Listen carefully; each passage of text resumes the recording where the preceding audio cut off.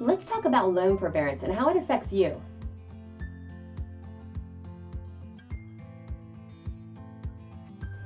I'm Sandy Curtis with Berkshire Hathaway Bowen Realty, your real estate resource, and I would like to talk about loan forbearance today and how it is going to affect you with the months coming. Many of you have taken advantage of the loan forbearance program that was offered to you by your lender.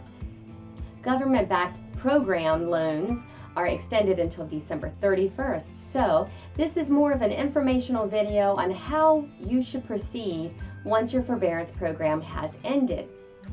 A lot of people don't realize the loan forbearance program, when it ends, is due in a lump sum of those amount of months and what your mortgage payment would have been. But most of us do not have that kind of money sitting in the bank that we can just hand over to them. There is a reason that you took advantage of the forbearance program, and it's usually because you didn't have the funds to pay the mortgage to begin with.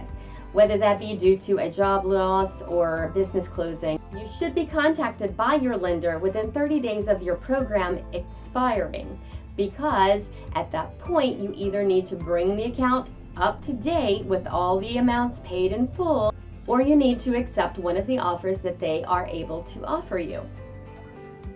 Now, what kind of offers are you talking about? Well, usually and more than likely it is going to be a loan modification. The ultimate goal when you are at the end of the forbearance is to qualify for the loan modification, where they add the months that you missed to the end of the loan. So you would have your loan for 30 years from the day you got it, plus those extra months.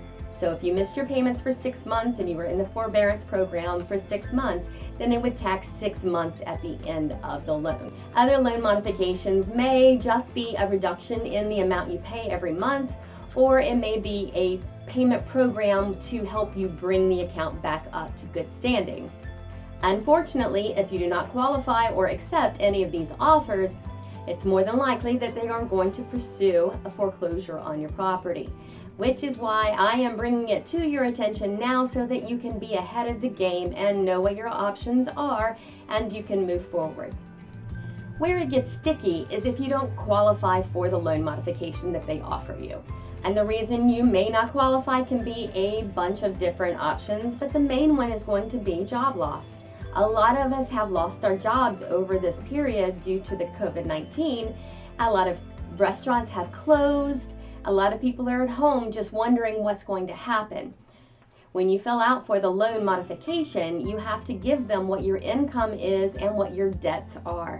So if you do not qualify in their numbers to keep the house under their loan modification, they more than likely will reject you. I recommend that everyone speak to a counselor that knows what they're talking about when it comes to loan modifications and the forbearance program. I'm going to put a link below that is going to take you to the HUD website that you can put in your state and find your nearby agencies. I recommend that you speak to them. They will know what the options are. They also know what needs to be done to get you from point A to point B.